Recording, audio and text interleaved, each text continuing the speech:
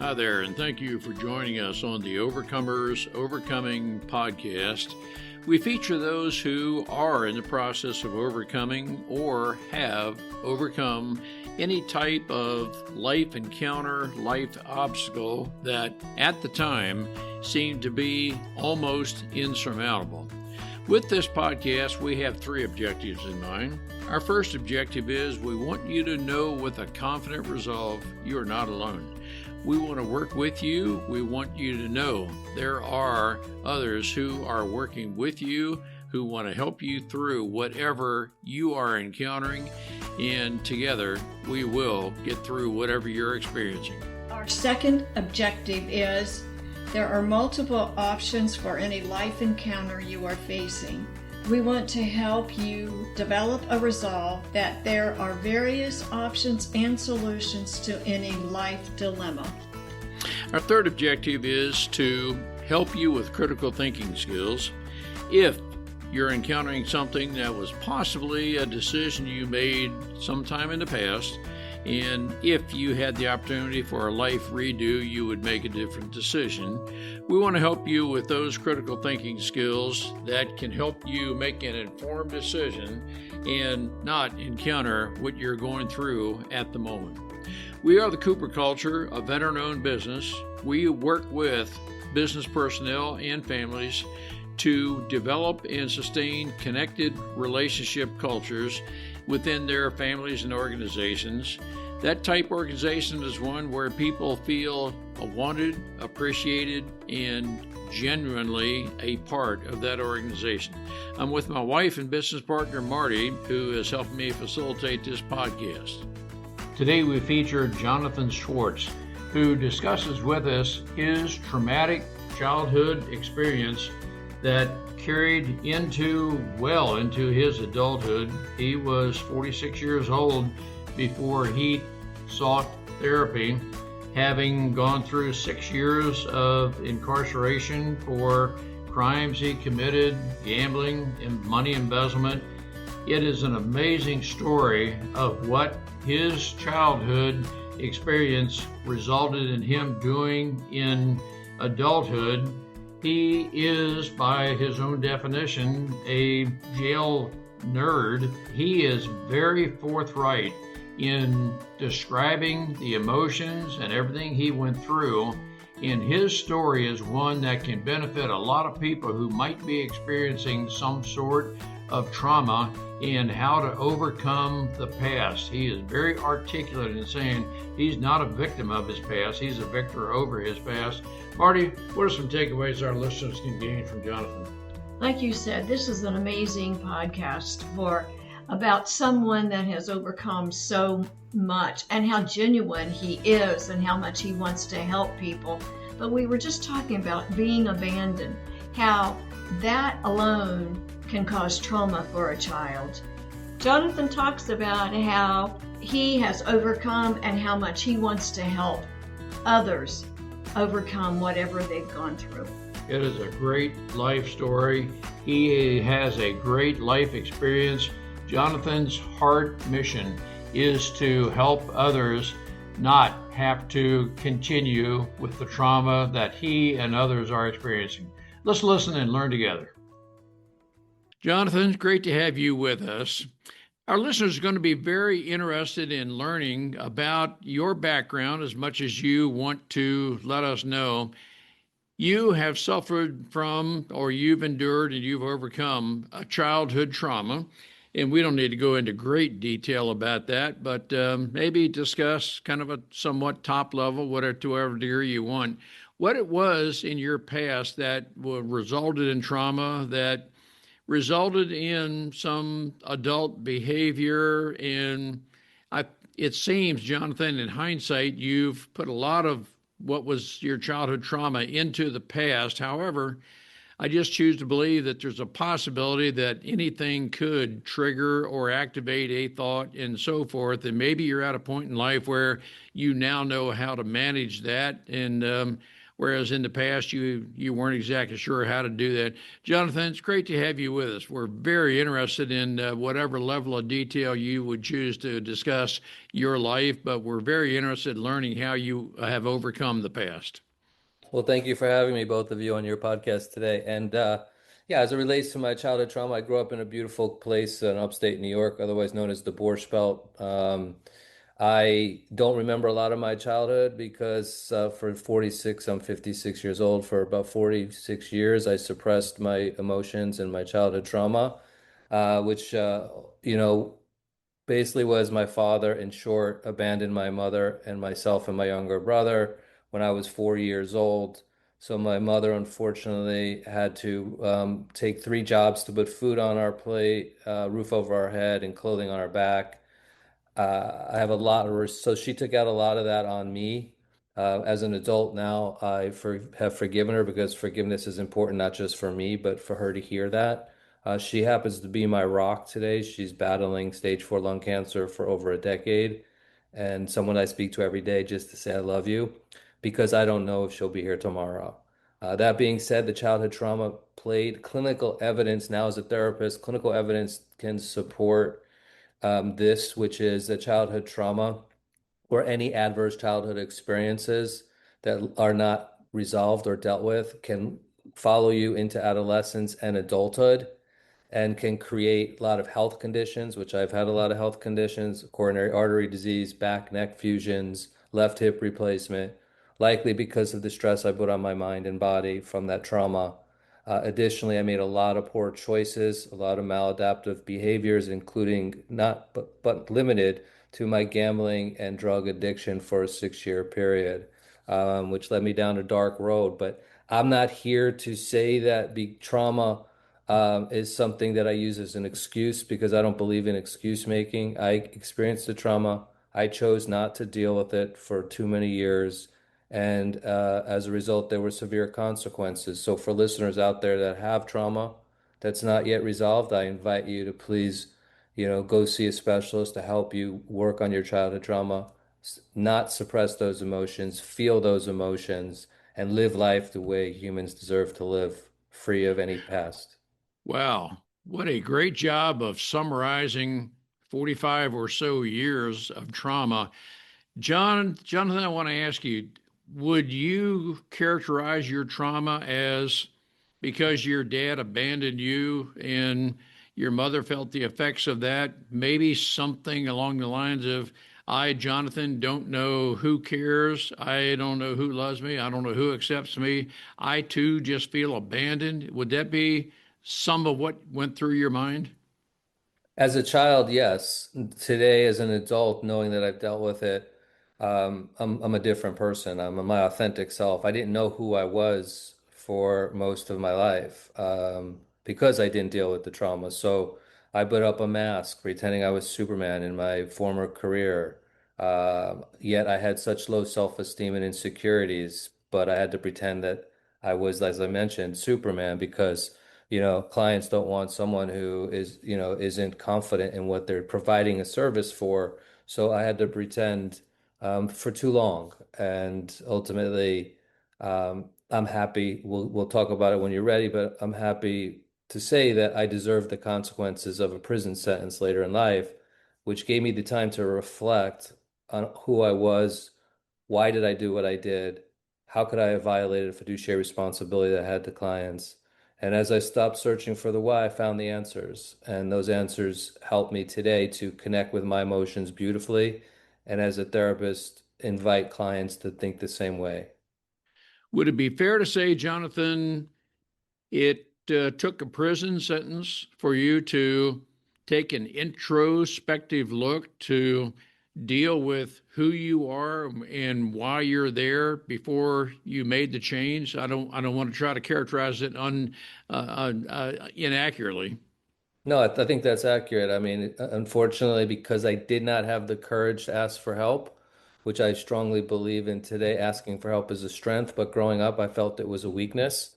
Uh, I do believe for listeners out there that absolutely, if you need help, please have the courage to ask for it. I didn't, and as a result, I needed prison to reflect that had I asked for help, years sooner, that I probably have a different journey. That being said, I don't live in my past, but I don't forget my past. I needed this journey because today I can say I'm proud of who I've become and who I'm becoming.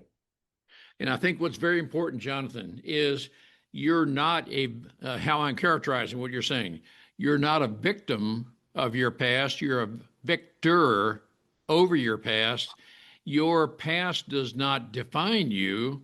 However, it did energize you for your present and your future. And again, I don't want to inaccurately characterize, but that's how I'm processing what you're saying. 100% that you are correct. Yeah, Wow. I don't believe in playing the victim role. There was a time in my life that I did, right? But I'm far from perfect. I'm in a program, a 12-step program that's about progress. But when I returned home into society, I did play the victim role for many months, until my therapist said, "Time for you to stop. We don't play the woo me victim role anymore." You had time in prison, just, it was hard for me to adjust to society. And like in the past, I defaulted, my fight, flight, survival mode took me back to negative thinking, catastrophizing, woo me, when the reality is I don't believe any of that today. I'm able to change the narrative by rewiring my subconscious mind to positive reality-based self-talk. And I think that one of the many superpowers I have today is self-awareness, connecting to emotions, and positive self-talk. Now, you mentioned a therapist. I'm guessing, Jonathan, at some point in your life, you developed the confidence, if that's the appropriate term, the awareness that I need help, and you had the courage to ask for help. How old were you, or how many years into your trauma? Was that 40 years or so before you sought that help? Absolutely. Unfortunately, the answer to that question is yes. I mean, I waited, like I said, literally 46 years to deal with all of this. So I, the 6 years during my gambling and drug addiction and white collar crime of embezzling money to fund my gambling instead of taking it from me, was all because I didn't ask for help and I didn't deal with my trauma. And so I own that because it's the poor choices that I've made by not asking for help, by not being vulnerable and saying how much I'm hurting and the pain that I'm enduring and doing things I never thought I would do to violate my what I thought I had a moral compass and integrity, but clearly back then I did not. All that to say that that's yesterday. And I've overcome that because I found the vulnerability to ask for help when I came home from prison. And in prison, I also sought help through reading and knowledge and just being open and honest with a handful of quality men that I shared, prison time with. So um, I hurt a lot of people, my kids specifically, and I'm still repairing those relationships every day. And I don't play the victim role because they want to see a dad that they don't necessarily yet trust the words that come out of his mouth. And I respect that. And that goes for anybody trying to earn back trust from addiction or anything else. It doesn't come from the words out of our mouth. It comes from our behaviors on a daily basis. And if people want to see changes in me, specifically my kids and my other, important people in my life, they can observe me daily and hopefully they'll be proud of what they see compared to what they used to see. I want to take you back to when you're approximately 46 years old. If I'm processing what you're saying correctly, you were incarcerated at the time, and I'm processing, Jonathan, you had a mental transformation, I'm going to call it, that, hey, I cannot continue doing what I'm doing. I need help and so forth. At that point, and what I'm trying to project right now, there may be a listener who's saying, I am right now where Jonathan used to be. Jonathan, what was it, you by yourself reading books? Was it anyone else that helped you with that mental transformation that said, I've got to have additional help beyond this? The listener's very curious. Did you do it on your own? Did you have other encouragement? What was it that brought about that transformation moment? I spent a lot of time alone in prison, because I knew why I was there and I knew when I came out. I wanted to be a better version of me. I didn't know how to become a better person of me just yet, but I took a lot of time to reflect, as I said earlier, and that self-reflection, being honest with my self-reflection and recognizing how I, like I said, how specifically how I hurt my former partners, my clients, the direct and indirect victims of my crime, my community that I lived in and raised my beautiful children in, and how I ruptured so much of my family dynamics, my mom, my stepfather, my brother, that I needed to change and I wanted to change. So for the first time I mean, I was scared every day for 6 years. Like, when am I going to get caught? I wanted to get caught, but I didn't have the courage to surrender and volunteer, what I was doing. Just again, because of those insecurities and the fight, flight, survival mode one has from trauma and even in addiction. But it really did happen by myself. I kept my head down. I didn't get into any arguments in prison. I was a nerd in prison. Excuse me. I adopted the nerd mantra. Excuse me. I'm a proud nerd today. I try to do the right things every day, but again, I'm a human. I'm not perfect. But the point is that I try. And just by really spending time in my own head and learning how to change the inner dialogue in my head, um, I came out a better person, but I still needed to do some work. And that's when I started working with a therapist on EMDR, and that was very helpful for me. Wow. So 6 years of introspection of, man, I've got to do better. And uh, very shortly after being released, you sought the therapist. And now, for those of us who are uncertain what EMDR is, tell us what that is. It's one of the best or effective therapeutic modalities to help people with trauma, and it stands for eye movement desensitization. And essentially, what your therapist is doing is getting you into a comfort place to have like a strong recall of your early childhood or even more recent childhood or any experiences that were traumatic. PTSD is also, can help people with PTSD, which is a form of trauma. Um, it was, some use a wand and some use this or that, but it's really effective. There's other therapeutic modalities that are effective, but this is the preeminent one that most people go to when they have deeply rooted emotions or trauma that needs to be flushed out. And it doesn't happen overnight. It's a long process. It could be 6 months, it could be 9 months, because there's going to be interruptions in the journey. So, for example, I could have a great session today, go see my EMDR therapist next week, and she pulled something out of me that really kind of made my emotions go in many different places. A good EMDR therapist is going to say, okay, let's stop this session. We tapped into something. We'll get to that next week or the week after. So a good EMDR therapist knows when the trauma in the moment is not is while it's you're connecting to it, it can put you in some really depressing or anxious emotions. So they'll stop you temporarily. So it's a journey that doesn't happen in 3 or 4 sessions. I want to ask you, did you find resources within the prison that helped you during that time? Unfortunately, yeah, there's no resources really in the prison system. When you get sick, they tell you to walk the track and drink water. Hmm. I surrounded myself with a handful of really quality men that were smarter than me, and we all were there to help each other. But just from a psychological perspective, one dear friend told me, stop crying, because I cried every day for the first 6 months. And he said, you can't do that in here. I think crying is cathartic and a beautiful way to connect with emotions, but probably not in that environment. Certainly, I cried today, somatically or otherwise, because I can connect with emotions. But yeah, I surrounded myself with good people, and I continue to surround myself with quality people, not quantity of people, since I returned to society. I'm no longer a people pleaser. I'm here to try to be the best me, and that's creating a quality inner circle of genuine people versus quantity of people. Right. Great. Jonathan, I want to ask you the therapy.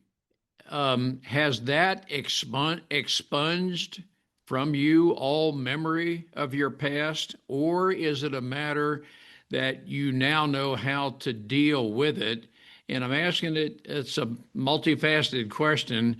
If something were to trigger or activate a thought, could it bring up a part of the past, but yet you know mentally how to deal with it? And our listeners need to know just how has it been expunged, or is the memory always there if you search for it enough? And I'm not sure I'm asking the right question, but hopefully you understand what I'm trying to get at. I certainly do. And so the answer, there's a couple questions in there. So I still don't have recall of my childhood. No. But I'm no longer searching for that recall because I found the why. And the why is, from a clinical perspective, multi-generational transmission, right? So like multi-generational transmission could be like my father was a gambling addict and cocaine addict. Now I know why I became the same in terms of the two addictions. Again, I don't use that as an excuse, but there's clinical evidence to support multi-generational transmission.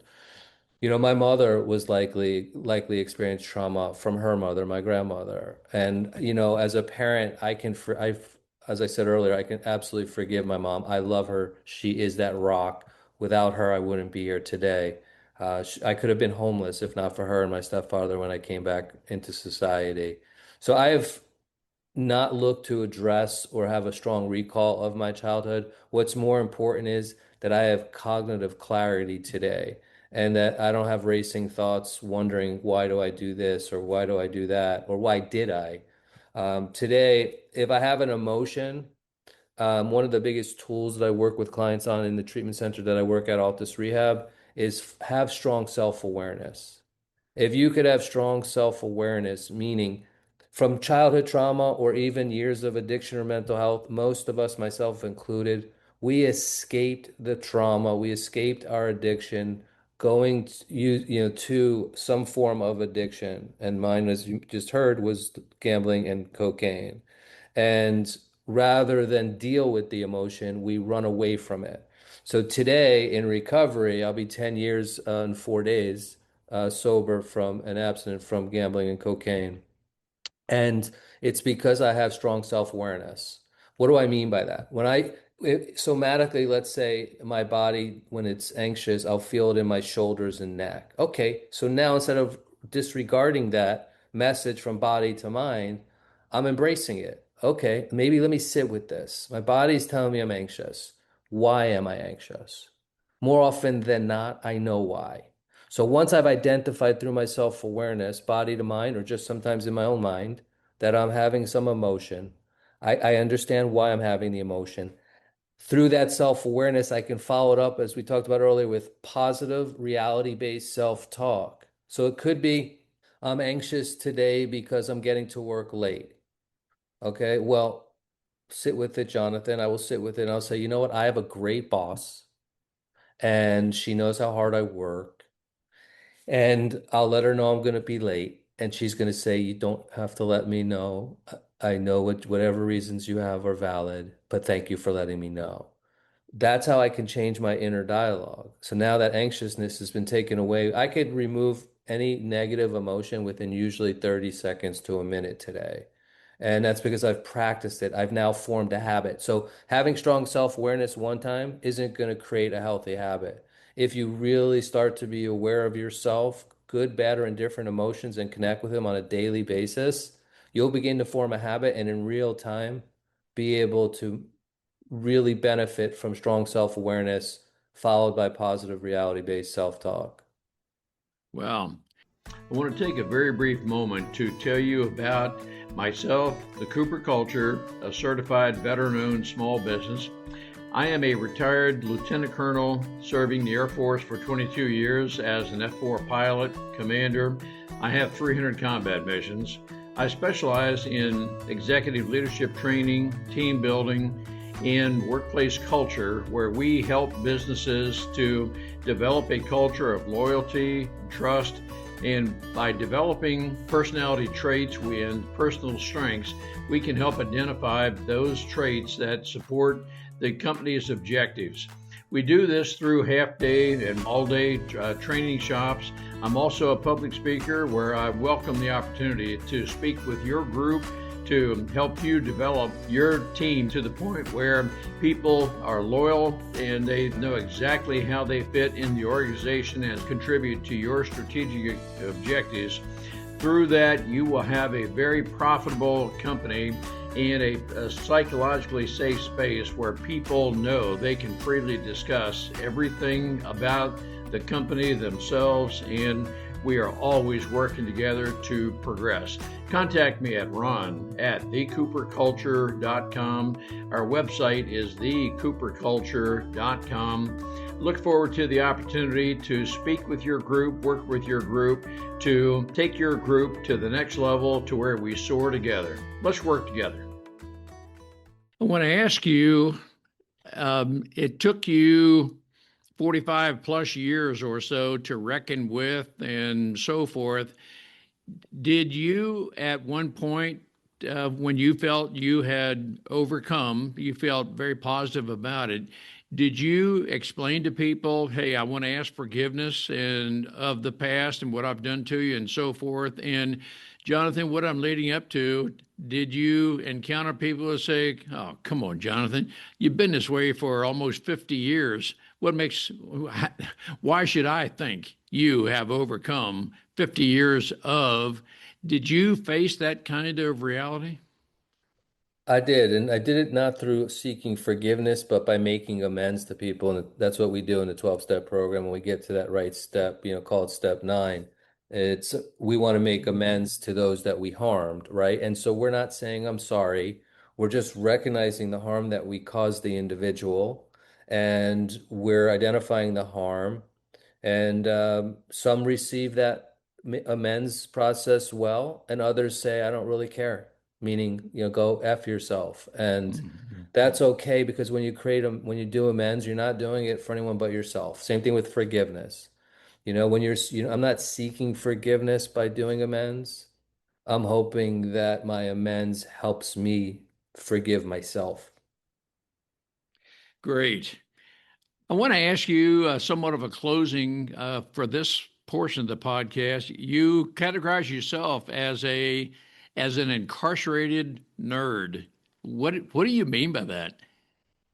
Everyone that comes to treatment, and I don't like to use absolutes, so most people that come into the treatment that I work at, I let them know that I'm a nerd, because therapists should not self-disclose unless they believe it can help the client. So not only do I have the academia behind me by going to grad school to become a marriage family therapist, emphasis in addiction and trauma, but I also have lived experiences. And so my lived experiences with people that also struggle with addiction, trauma, has really helped me establish a therapeutic rapport with them almost instantly. And that's the benefit of working in treatment with people, my brothers and sisters, I call them, much like me. So I say to them, just so, not maybe in the first session, but when we get to know each other and build more of a rapport, when I facilitate groups as well, I'm a nerd. And they say, they laugh, and they say, why are you a nerd? I said, because I don't want to be the Jonathan that made so many poor choices and take risk. I'm risk adverse today. And by being risk adverse, that means I'm following as best as I can the principles of the 12-step program, which means I'm trying to practice rigorous honesty. I'm working on my own defects of character that may surface. So by trying my best to do the next right action, I feel like I'm a nerd. I'm not willing to take any risk, or I'm not willing to exercise any of the negative consequences if I were to relapse or just make more poor choices. So because I'm not willing to take that risk, I love being a nerd, or calling myself a nerd. It's a way that I can emulate through my modeling being nerdy to others, so that they don't make mistakes. Because if we don't have something like the nerd title and we want to just keep the same title, we may go back to our patterns and behaviors of yesterday. And I certainly don't want to do that. I appreciate what you just said. Jonathan, I want to ask you about what I think could be a very valuable follow-on episode. You mentioned very briefly about working with what I perceive to be an understanding supervisor, and you told her that you may be late, and she's acknowledged, yep, no problem. I want to ask you about the possibility of discussing with us what somatic therapy is And then how can you, others like you, find the right culture, the right supervisors who understand you and so forth. And I don't know that I'm characterizing this correctly, Jonathan, but that's how I'm processing that very brief statement. And I am addressing what I'm saying as what we leaders need to know, compassionate leaders, that you have overcome, but you are a product of trauma, and anything could trigger a thought and so forth. And I just choose to believe that as we are empathetic with you, as we have developed and we accept your talent as being very valuable to our company, yes, we're willing to make adjustments with you and so forth. But I'm addressing this from a leadership standpoint. Would you be willing to come back for another episode to discuss that somatic therapy and how you can best work with leaders? It'd be my pleasure. And just to say, I just wrote an article for a medium called it's basically it's just a it's I don't know how to describe it, but it's called Authority Magazine, and the title of the article was How to Go Beyond Your Comfort Zone and to Grow Both Personally and Professionally. I'm really proud of that article. So if any of your listeners want to go to Authority Magazine and look up Jonathan Schwartz, how to go beyond your comfort zone to grow personally and professionally, I think that could help people like myself because we tend to stay in our comfort zone. I call it the sunk cost fallacy, which is, why are we staying there? We're staying there because it's comfortable. We think it's comfortable. And so the sunk cost fallacy is basically saying, stay there. You've already invested so much time there. Why would you go to another place? Well, therefore, that's why for the title, sunk cost fallacy, if we go to outside of our comfort zone, we'll see really great changes in ourselves. But I would love to come back to your podcast. I could talk forever, so I'll stop. But we'll talk somatic. We'll talk about the opposite of addiction is connection, needing a community. A sense of community in our lives really helps people like myself. I'd love to anytime. I appreciate the time you both have given me today. So thank you. I'm going to add, and I always do, that's a narrative description of this podcast. Would you be willing to include a link to your article so our listeners, when they read that narrative, can download that article? Absolutely. I'd be happy to do that. Thank you for asking. Great. Jonathan, great to have you with us. We, Marty and our listeners are looking forward to joining you again on another broadcast where we're going to discuss further, somatic therapy and just how to move forward and continue to work very much together as a united team. Thank you for being so transparent and very helpful to us, Jonathan. Thank you for having me, both of you.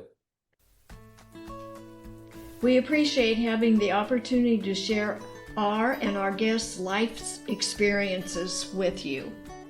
The Cooper culture advances organizations to achieve and sustain high retention rates, connected communication, and trust through personality insights and principled leadership. You can contact us at our website, thecooperculture.com, and you can contact us directly at ron@thecooperculture.com or Marty, Marty, at thecooperculture.com. We work with you to help assess aspects of your culture to advance the environment and people to their best performance. We do that through our staff of certified personal performance coaches, leadership trainers, keynote speakers, and DISC personality behavior experts. You can book a speaking engagement directly through our website by contacting us at ron@thecooperculture.com. We look forward to sharing our life experiences with you, some of which are profound, some of which are pretty funny. Some of those life experiences are ones we'll never do that again because we've been through stuff. We truly look forward to working with you, speaking with you, helping advance you in any way that we can.